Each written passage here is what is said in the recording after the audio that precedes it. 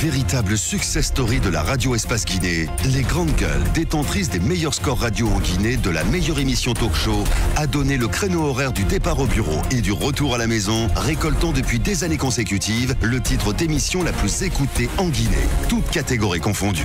Un grand total de plus de 5 millions d'auditeurs ont été fidèles au talk-show Les GG, diffusé jour après jour sur toutes les stations du réseau Adafo Média de 9h à 10h30, un exploit qui restera longtemps dans les annales de la bande FM en Guinée. Dernière ligne droite au compte de cette émission avant de rendre l'antenne. Cette affaire Moussa Soumaoro, ex-maire de Matoto, Mohamed Kamara, la DPJ saisie. Mais moi, Antoine, je sais que vous trépignez de prendre la parole. Mais avant c'est quelques réactions. Bonjour à Aboubakar, à toute l'équipe. Est-ce que Cheikh a l'information que l'aéroport de Paris sera bientôt cédé? Il pose la question, c'est bien entendu Alpha Moussa Maka Djabi qui nous écrit ce matin. Bonjour les GG. C'est carrément qu'ici, les conseillers sont déjà dans la salle, la ville est sous tension et Tamba Fodé est un élu du peuple. Ce pouvoir va réparer les conséquences en cas de soulèvement. C'est carrément qu'ici, un UFDGiste convaincu qui nous envoie ce message. Du côté du PADES aussi, PADES Kobiko Kaba.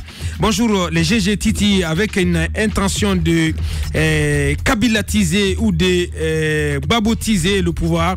Le développement économique n'a jamais été la priorité du FAMA national. Professeur Alpha Condé, PADES est un parti jeune pour les jeunes. Vive Drokaba. PADES, la solution, bien entendu. Un militant convaincu du PADES. Karfa Mori Akaba, qui nous écrit aussi, on va s'arrêter là-dessus. L'enfant du kilomètre 6, je présente mes condoléances au peuple de Guinée, particulièrement à son frère le Gros. J'encourage l'État de la mesure du gel des salaires des enseignants indélicats. Et cette mesure est légale. C'est le travail qui est payé et non le travailleur. Et les contractuels sont mieux que les soi-disant secrétaires, le soi-disant secrétaire Souma et même plusieurs enseignants titulaires.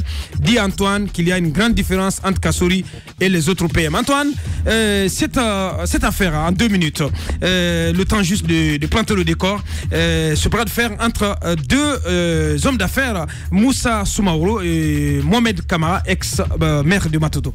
Il s'agit d'une affaire qui porte sur la société Sogicom International qui évolue dans le domaine agricole. Ils fournissent des intrants agricoles et dans la plupart des cas, ils sont rémunérés sur la base de fortes sommes d'argent. Alors, l'entreprise existe depuis 2001.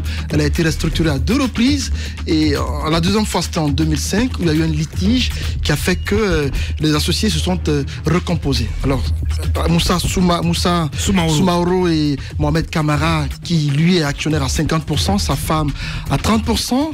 Mais lui, Soumaoro à 20%. Soumaoro, le plaignant, il est actionnaire à hauteur de 20%. Alors, le constat qui est fait, c'est quoi? C'est que Soumaoro accuse Mohamed Kamara d'avoir caporalisé l'entreprise, qu'il gère tout à sa guise. D'abord, la plupart des contrats passés avec l'État, ça a été rémunéré, mais lui, durant les 10 années passées à la tête, au sein de l'entreprise, n'a jamais reçu un copec venant de Mohamed Kamara.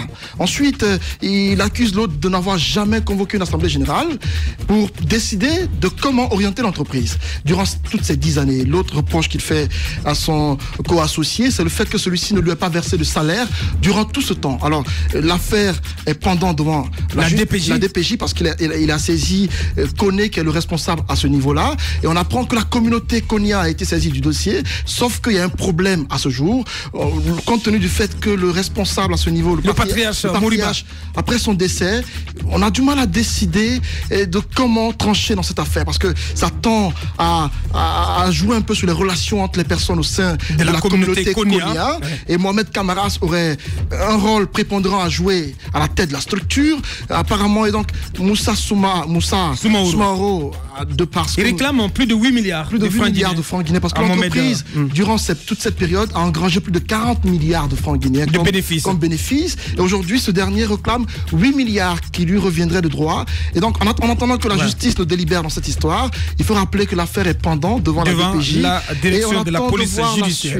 Bien. Bassiko, un mot à rajouter. Merci. Bien. On en a terminé pour ce numéro de ce vendredi, la dernière représentation des grandes gueules au compte de cette semaine. Merci. Merci de nous avoir suivis ou que vous suivez cette émission. Nos pensées à notre ami Mohamed Ibn, du côté de Dakar, Mohamed Ba, du côté de Dakar, un fidèle téléspectateur qui regarde cette émission tous les soirs du côté de Dakar. Merci à vous aussi qui nous avez écoutés en région sur nos différentes antennes régionales, mais aussi particulièrement à Kindia. Nous pensons donc à ces populations du côté de Kindia donc, qui sont coupées, privées d'électricité suite aux événements des derniers jours dans cette ville. Merci à toute l'équipe à la régie, l'équipe des réalisations, Mamoudou Kondé du côté de la télé, Amadou Sow du côté de la radio, l'équipe de cadrage, Aloussen et Aliou ont piloté les caméras. Retour de cette émission dès lundi à 9h en compagnie du turbo injecteur Lamine Guirassi. Portez-vous bien. Merci de l'attention. À lundi. Au revoir.